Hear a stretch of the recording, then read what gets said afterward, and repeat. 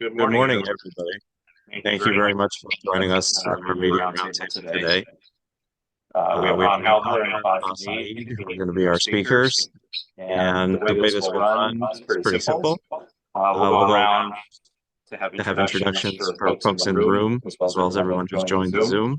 Ron Ron and Bassem will offer some opening remarks to set the stage for while we're here, and then we'll open the floor to questions. For For folks folks who are with who are us with on us on Zoom, Zoom, if you if you could drop drop your your questions into the chat, chat, that would work, or you can ask them via audio once Bassem and Ron have wrapped up their opening remarks. So with that, we will get started. Yeah, We'll fix that echo as well. I'll go on mute now, and we'll start with introductions in the room. Bassem Eid, I am a Palestinian living in the West Bank in Jericho, spending over than 28 years of my life defending the rights of the Palestinians. Started it with the Israeli organization B'Tselem and ended it with the Palestinian human rights. The 14, I decided to resign from the organization and to start talking about the Israeli-Palestinian conflict from a completely different perspective. And looks like that the message that I have to deliver almost get a lot of listeners. And I am touring, let's say, around the world, trying, to make probably some changes towards the understanding of the Israeli-Palestinian conflict. My name is Ron Halber. I've been the executive director of the JCRC of Greater Washington for over 25 years. My organization is devoted to strengthening the U.S.-Israel relationship and advocacy on behalf of Israel, interfaith work, security, social justice, and lobbying on behalf of making the community a better place where all of us, Jews included, can prosper and live good and successful lives. And we have some other folks in the room. Should you introduce your name? Okay. Hannah Lipkin. I work for the Department of Commerce. I'm heavily immersed in interfaith movements. I served on the board of Jewish Islamic Dialogue Society for over 7 years. I served as the regional leader of Sisterhood of Salam Shalom, all women-based interfaith organization. And currently, I'm working on trying to arrange all kinds of events with the goal of resolution of conflict in Israel and Palestine. I'm starting my own peace organization where people unite in dancing and forget about fighting for each other. Suzanne Pollock, I'm a reporter with Washington Jewish Week. Charlotte. Charlotte Flores, I work for JCRC in our Israel Action Center. I'm Adam Modester. I'm a director of the Doctor School of Israel Action Center at the JCRC in Washington, former IDF officer, and been in this position for 5 years. Martin Ryder, GCRC. Yeah.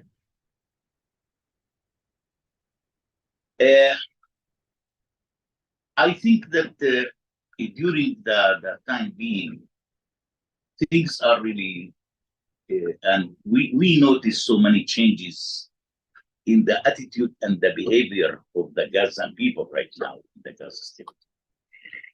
As you might remember, during probably the first and the second month of this war, we noticed that the surveys which has been conducted among the Palestinians in the Gaza Strip and in the West Bank, showing a high numbers of Palestinians who are supporting the Hamas, unfortunately. But if we will start taking those surveys since 3 weeks ago, the numbers are dropping down and decreasing because many Palestinians start realizing that Hamas is the only one responsible for the current situation right now in the Gaza Strip. In the West Bank, people are thinking about their own economy. And when Israel is going to allow to the Palestinian workers to enter to Israel and to start working over there. That's the most important issue for the West Bankers. In the Gaza Strip, we can see also recently some, probably not enough, but it might be a good start to see some people demonstrating or gathering or protesting against what is really going on. I noticed two different demonstrations in Deir al-Balah and in Khan Yunis, where the demonstrators called the Hamas to release the hostages. They called them to release the hostages because those Gazan people want to go back to their homes. Unfortunately, the Hamas is trying to continue implementing the Iranian agenda right now in the Gaza Strip and in the war between Israel and the Hamas. And the Hamas is not interested to listen on what is really going on among the Palestinians. A lot of protests, a lot of condemnation coming through the Palestinians in the Gaza Strip against the Hamas, but the Hamas is still, unfortunately, still strong in the Gaza Strip, that they can silence people, they can keep the people quiet. Still, their policemen are functioning in the Gaza Strip very well. And I hope that the end of the Hamas is just coming, very fast. I think that the Palestinians start realizing that while the Hamas will continue holding the 134 Israeli hostages, that's going to bring more and more of misery, poverty, and destruction on the people in the Gaza Strip. Right now, people in Rafah, especially in Rafah, I believe if these people will be forced by any country or any organization to move to the other side of Rafah, which means in Sinai, I believe at that time, people will be really ready to fight against the Hamas in terms not to reach such points. This is the thinking right now among the Palestinians in the Gaza Strip. Let's hope that probably those Palestinians will get more and more support from the international community, not only towards the humanitarian aid, but politically, how these Palestinians can start managing themselves by themselves. We must have to put an end for the Hamas era right now. And I think that I hear the Bibi Netanyahu just 2 days ago saying that we should have to give the Gazan the opportunity to rule themselves by themselves. The security will continue being in the Israelis' hand, but let us start giving those Palestinians the opportunity start ruling themselves by themselves towards their own daily life. So let's hope that things probably will be changed. And in the meantime, let's hope that Israel will finish, let's say, its aim and goal as soon as possible. Yeah. So now I'd like to just open up with a couple of brief points, and then we can open up for any questions and answers anybody might have. Number one, it is unacceptable that nations around the world showed sympathy and empathy with the people of Israel on October 7th and the few days right after the attack. But immediately, the atrocities, but a few days later, as soon as Israel started responding against those who committed these atrocities, started demanding an end to the war and demanding Israel adopt a ceasefire, which would leave those people who committed the atrocities in place. Point number two, President Biden has been an outstanding supporter of Israel during this conflict. His travel to Israel and his empathy with the people of Israel after the loss, and especially going to Israel during wartime, was unprecedented. His resupply of munitions to Israel has enabled Israel the means to defend itself. The diplomatic protection he's given Israel at the United Nations and in other international forums is deeply appreciated, and his personal empathy with the state of Israel during this time of trauma is deeply appreciated. We must also note that there's been an accompanying rise in anti-Semitism around the world, in our own country, which has required vast expenditures of dollars to protect our institutions, provided on the state, federal, and local level, and the use of Jewish philanthropic dollars to protect ourselves. And it's hard to believe that in the year 2024, with anti-Semitism up, has been this dramatic. We're used to increases in anti-Semitism when events take place in Israel, but the current increase is unprecedented. It also goes ahead and explains and provides a path forward in terms of Israeli security. The United States-Israel relationship is the indispensable relationship. The U.S. provides Israel with the diplomatic, economic, and military support that it requires for the nation to thrive. The treaty with Egypt and the other Arab states are a cornerstone to Israeli security and integration into the region.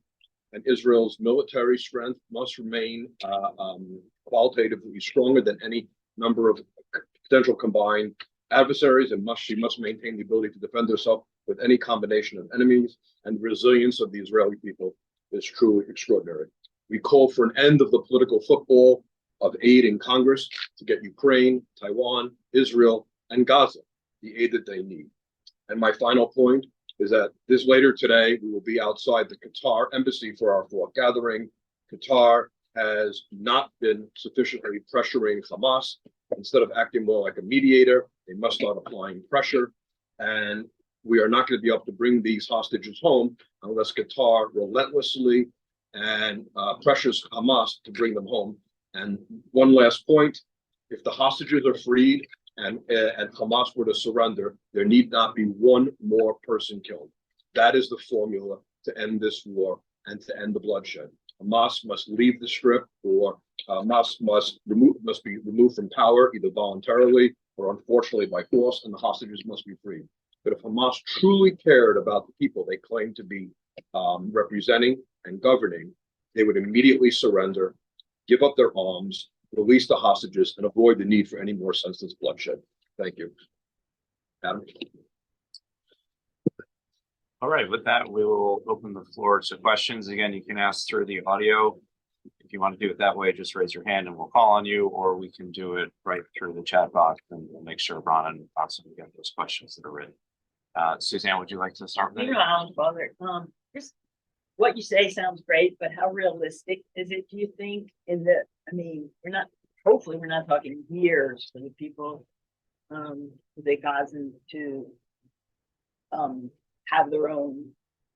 have enough to rule their own, and also for the hostages to come back and everything.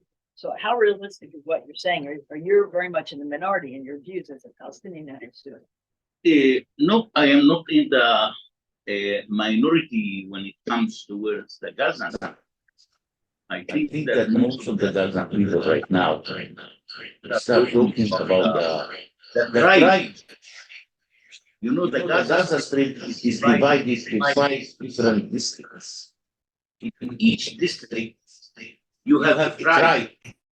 I must have to remind you that 67%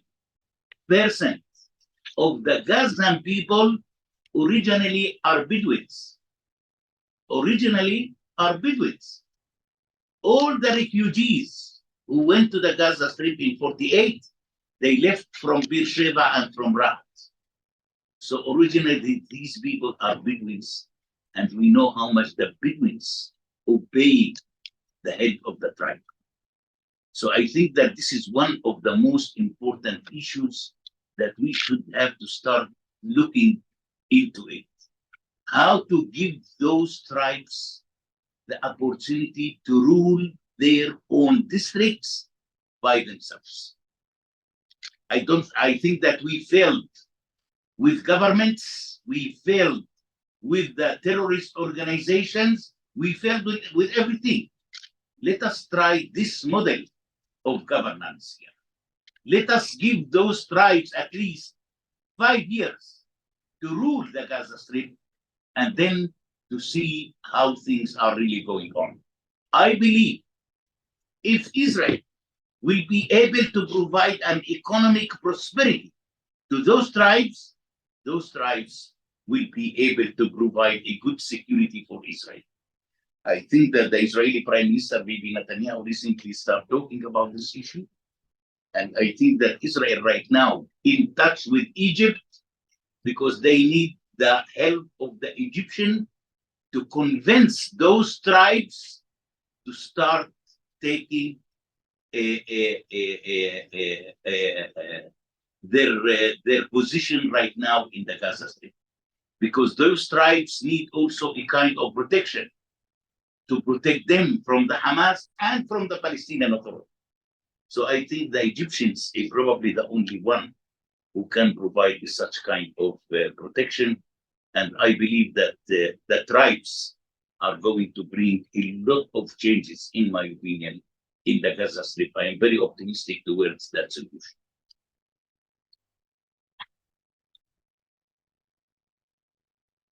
Any others? Yeah. Can you just tell me a little bit how you went from how you ended up with these positions? I mean, it's quite a transformation. See, first of all, I born there. I born in the conflict. And I developed for 33 years in a refugee camp, which still exists in Jerusalem, called Shafat refugee camp.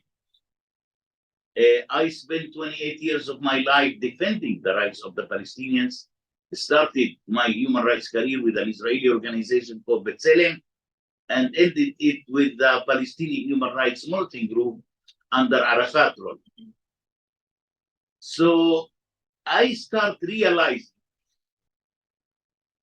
that the tragedies of the Palestinians is not the Israelis. It's their own leaders and it's the Arab leaders. The Arab leaders in 1948 opened their borders to the Palestinian refugees. And after the Palestinian refugees arrived over there, what the Arab leaders told them in that time, that it's going to be a short-term suffer, long-term benefit. That's in 48. Show me the benefit since 48 until today. Now, UNRWA, in my opinion, keeping the Palestinian refugees in the refugee camp as hostages. And UNRWA is not interested to solve the status of the Palestinian refugees at all.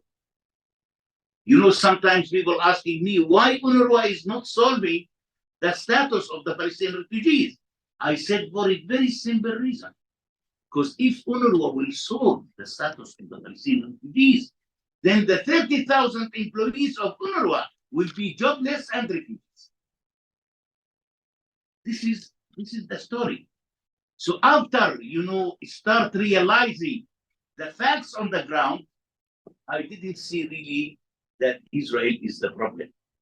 A few months ago, I went to visit some friends in a refugee camp in the north of Ramallah called Jalazon. And one of them called Muhammad. So I came to Muhammad and I say, how are you, Muhammad? He said, Bassem, when I am waking up in the morning, I am thanking God twice.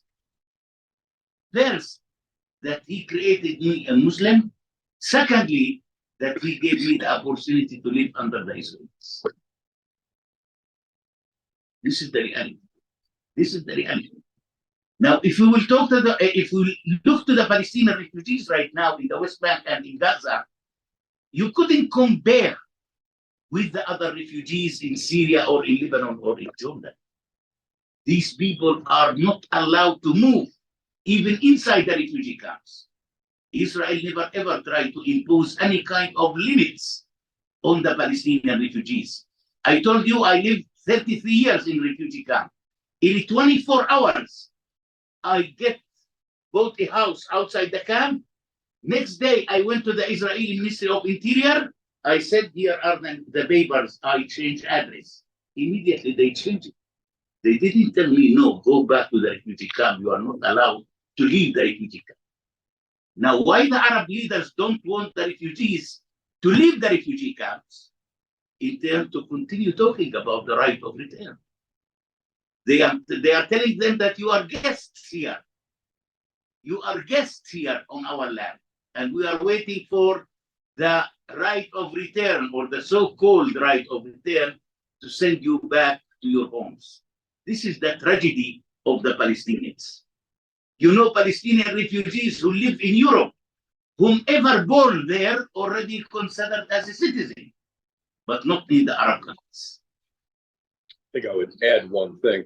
You know, approximately 700,000 Palestinians fled, left, or were left Israel during the 1948 War of Independence, and that over 900 Jews from Arab states were integrated into Israel. There were actually more Jews that were kicked out of Arab lands than Palestinians who fled. Now, that's not to minimize anyone's suffering, but the Jews who came to Israel were integrated into the population, were given opportunities, and there were acculturation problems and like any other absorption. But today, now their children, their grandchildren, their great-grandchildren are accepted. The refugees that left in most of these camps are still in these camps. Yeah. Now, why 4 generations later are they still being treated as refugees? Yes. Why haven't the Arab states accepted them and given them citizenship and allowed them to absorb them into the population? It's a very simple thing. If you can say now that you have 5.7 million refugees, that the children, the grandchildren are refugees, you get to create a political fact on the ground to use against Israel. In truth, there's probably only 30,000 people left who were living at the time of 1948. Yeah. And as a result, it's the only agency where the number of refugees keeps expanding. Right. Because every descendant of every refugee is considered, which is just absolutely unfathomable that they should be treated. The JCRC wants to see a 2-state solution. We want to see a Palestinian state. We want to see the integration, but it has to be done on the sense of fairness, reality, and directly between the parties. Right. Are there any questions, Bill? Not at the moment. Again, for folks who are watching online. You're not on. Again, For folks who are all right, for folks who are on Yeah. Zoom. Can you hear me? Take yourself off mute. I just lowered my volume. okay. For For those who are on the Zoom, feel free to ask any questions via audio or drop questions into the chat box.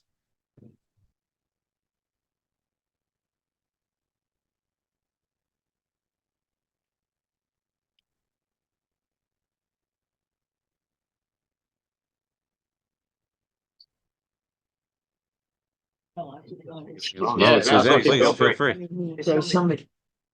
Go right ahead. I'm just, another thing I'm very curious about is the 130 or so hostages still there. Does Israel or does they not know that they're alive, know where they are, or is it all- Unfortunately, I don't think that anyone knows exactly what is the situation of those hostages, how much are alive, how much already died. And the Hamas, as you can see, refused to release any kind of information about those hostages. And we remember, the deal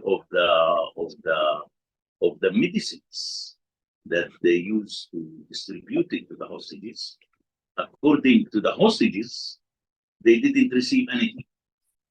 While Qatar almost gave guarantees, to the United States to prove that those hostages already received their medicines.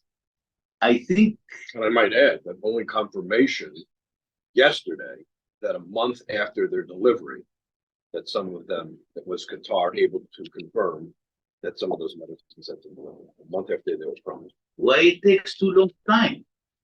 Qatar can confirm it in a phone call, with Sinwar in the tunnels over there. In my opinion, I don't think that the Qatari are doing really enough here.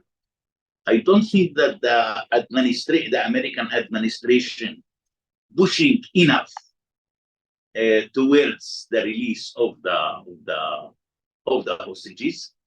And unfortunately, the hostages right now on a kind of a political game, let's say, between Israel, Qatar, and the United States. Biden wants 100% guarantees from Netanyahu about the two-state solution and about the peace process and about to give back Gaza to the Palestinians. Without those guarantees, I don't believe that Biden is going to impose any pressure on the Qataris to release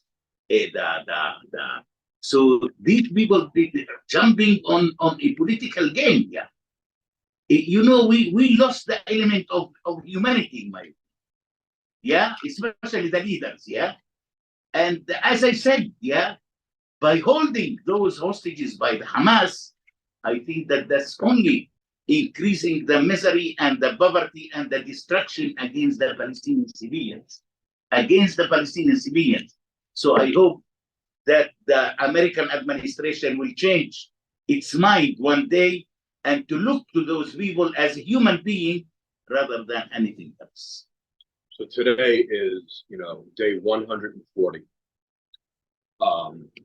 It's almost unthinkable. Matter of fact, it is unthinkable and unfathomable to think about what the families of those who were taken hostage are going through.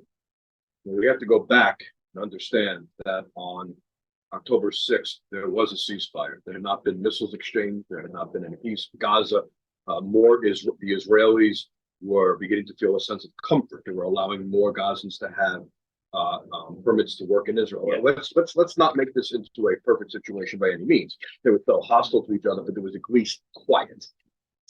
And then out of nowhere, when it looked like the Israelis and the Saudis were on the beginning of a diplomatic effort toward normalization, which would have brought several other Arab states with them and hopefully doubled the amount of nations at war, nations at peace with Israel, Hamas decided to attack Israel.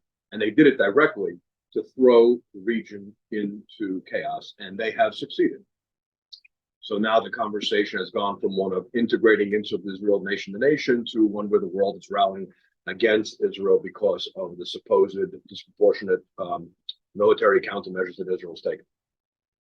So can you imagine how the families of those 130 hostages feel after they saw what Hamas did?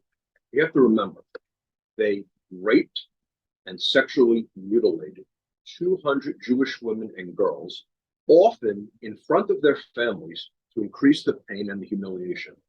That in and of itself is an abomination, a violation of human rights, a violation of international law against all sort of humanity.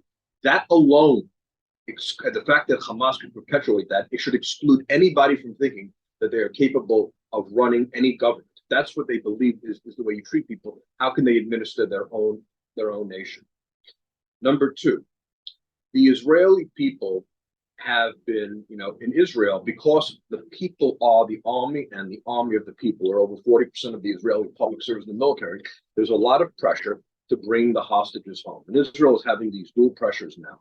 Hostages home, complete the victory of Hamas. For the first time, the polls have recently shifted, showing that they want Hamas defeated, which is a very interesting turnaround, because Israel traded 1,100 Palestinian prisoners for Gilad Shalit, many years ago. So the Israelis have a history of trading disproportionate amounts of people to bring home their own, because the redemption of the hostage is a very important value in Judaism. But what's been holding up the negotiation in Paris, which God willing will result in the release of the hostages and Hamas out of there, is the ratio and the number. The Israeli people are no longer willing to pay this extreme price, because they know they're releasing future murderers. As a matter of fact, a lot of the people who were released under in the Gilad Shalit deal ended up being the perpetrators and those who committed atrocities on October 7th. And it's almost impossible to separate the two issues. Some people have been saying, hostages first, Hamas destruction second. The truth is they're probably working together, and they're probably inseparable. Most Israelis would probably go to an extraordinary length of the deal to go home.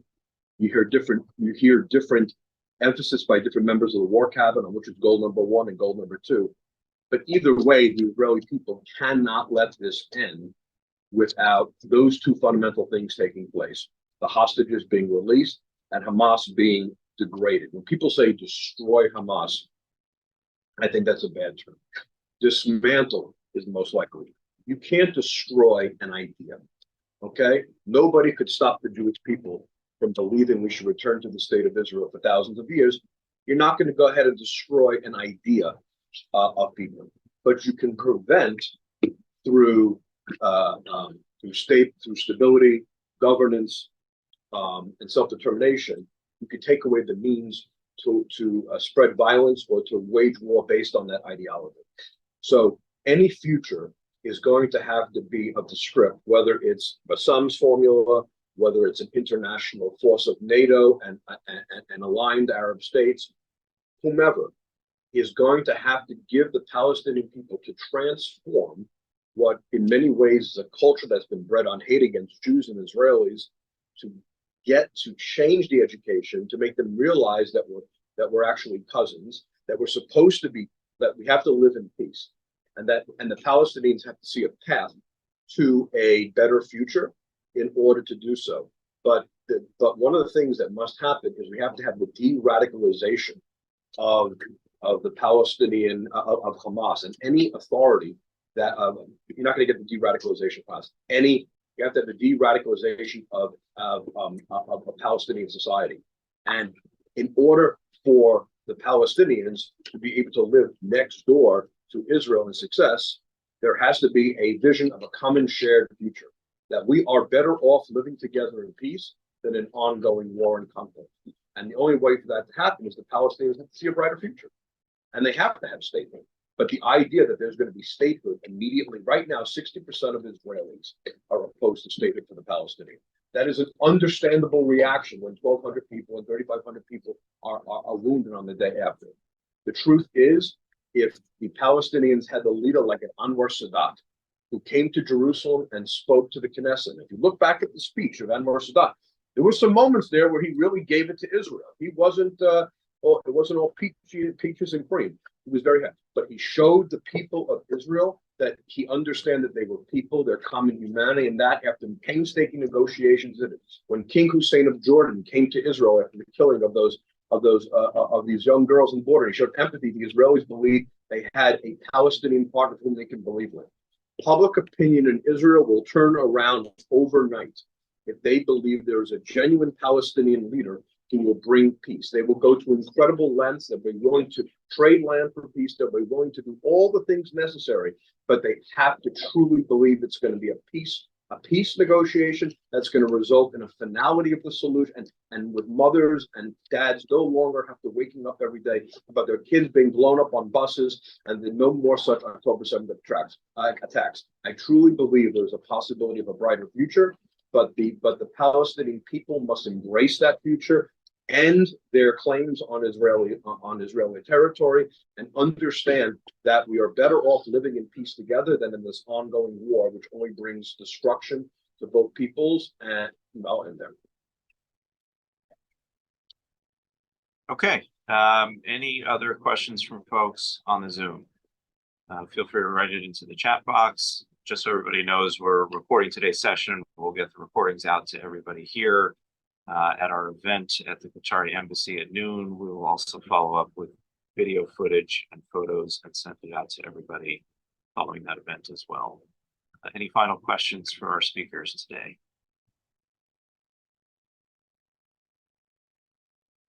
All right. Well, thank you all for coming. We appreciate your time, and we'll follow up with footage later this afternoon. I'm not a reporter, so just wanted to ask one question. Are we off? No. No, still on. One question from the room. Just keep it. We're still being recorded by the reporters. Yep. If Sinwar saw his defeat as inevitable, do you think he would agree to be threatened to fight to the end, but hostages died? Would he agree to be exiled? See, these kind of people are very, very difficult people. You are dealing with people who are carrying ideology, not principles, not goals, not aims, yeah, not any kind of a political aspect, yeah, ideology. This is what killed the Gaza Strip, is the ideology of the Hamas. And what does it mean, ideology? Ideology is that the Hamas never ever accept the existing of the Jewish people. Not only the existing of the state of Israel, but the existing of the Jewish people over there. So how you can finish with that? How you can finish with that? Hamas recently declared that they are going to continue fighting in Gaza till the last Gazan in Gaza. So on behalf of whom you are talking, whom you are representing here, you succeed to build over than 700 kilometers square of tunnels, but in the meantime, you never ever be able to build one shelter to your people to protect themselves from the wars that you are imposing on Israel, not the opposite. So with such kind of people, it's impossible. It's impossible to understand them. So I believe that this guy will go, to the end. To the end. Probably he is the last Gazan who will remain in Gaza. He is the last. Israel, hundreds of millions of shekels, Israel confiscated in the tunnels. What that money is doing in the tunnels? Are they making shopping there? Is there malls in the tunnels? And Gaza without electricity.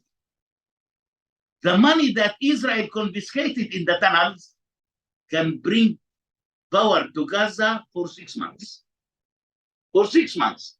But they are not care. They are not care.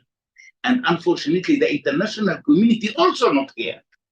I didn't see any kind of pressure from the international community on the Hamas. Everybody blaming Israel. Everybody wants Israel to increase the humanitarian aid. But no one told the Hamas that you are stealing the humanitarian aid which is coming to your people. No one. And they are doing it under the eyes of the so-called United Nations and UNRWA and all of these international organizations. So how you can continue living with these people? I'm shocked how the Gaza people suffered for 17 years. How they suffered for 17 years without doing anything.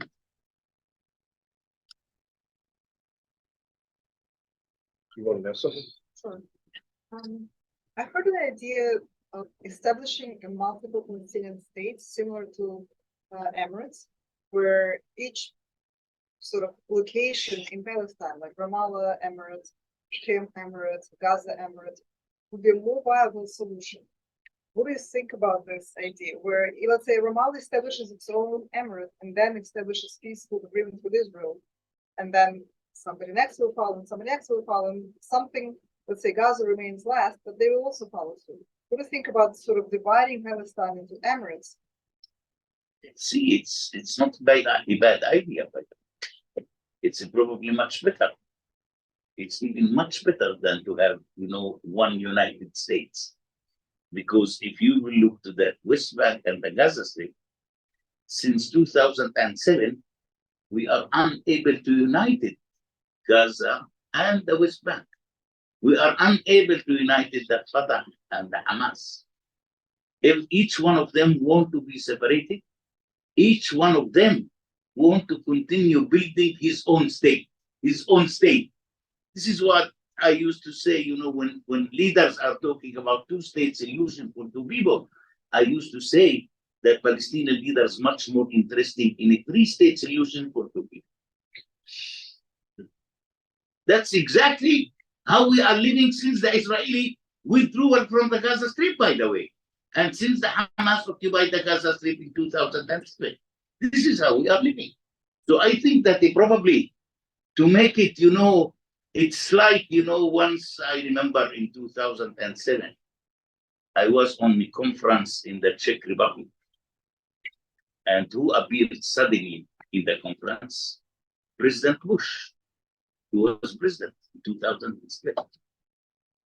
So he said it was exactly my turn to speak the conference was about Islam and democracy. So I gave a speech of 10 minutes. He listened to me. After my speech, one of his advisors came to me and he said, the president very interested to meet with you. I said, I'm ready. But I want also to meet with his wife, Lara. He said, Lara will be with him. They took us to the Ministry of Foreign Affairs in Prague. And I met with him. And I said, make me a favor. Don't ask me about the Israeli-Palestinian conflict. It's so useless and we are just wasting time. But let me give you a solution for Iraq. Iraq is a country which must have to be divided to 6 different states. The Turkmens, the Sunni, the Shia, the Kurdish, and then after you will divide it to 6 different states, you can call it the United States of Iraq. So probably it's also a good example, the United States of Palestine, yeah? When we are going to be, you know, in Israel. But you know, the major problem in my opinion, that the Palestinians are not qualified enough for states. They are not qualified. And I think that Gaza again can be a lovely example. When Ariel Sharon decided in 2005 to withdraw, they came to him and said, what are you doing? Are you really serious? Want to withdraw? He said, yes, I'm serious. You know why? Because all the international community calling for a Palestinian state. Let us make a process. Let us give them the chance to build their own state. In that time, we, the Palestinians, used to say, if Israel will withdraw, we are going to make from Gaza, Singapore. Hamas now turned Singapore to ISIS. Hamas turned Singapore to ISIS. So this is why I said, I don't think that we are qualified enough right now for states. Yeah. Sure. So if you could address the crowds, there are a lot of crowds chanting from the river to the sea. If you could address them briefly, what would you tell them? See, first of all, the river and the sea almost dry. Almost dry. So they couldn't be used as water. It's dry. Now, you know, I am a person who used to say all the time, we are guests on this land. One day we will leave. The new guests will come. It's neither me nor yours. Let the people enjoy their life on this land and stop claiming that you are the owner. The owner of the land, only God, not me and you. Thank you. Thank you, thank you, thank you.